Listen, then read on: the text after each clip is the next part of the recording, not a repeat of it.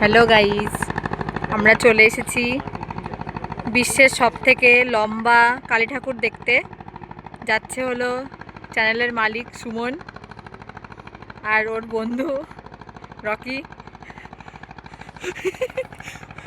আর camera তো ঘোরানো যাবে না, তাই আমি আমাকে দেখাতে পারছি না। যাকগে, জায়গাটা খুবই সুন্দর। ওই যে আমরা ওই ঘাটে উঠবো, ওই ঘাট থেকে ওই নৌকাটায় উঠবো, যাবো ওই পারে, ওইটাই।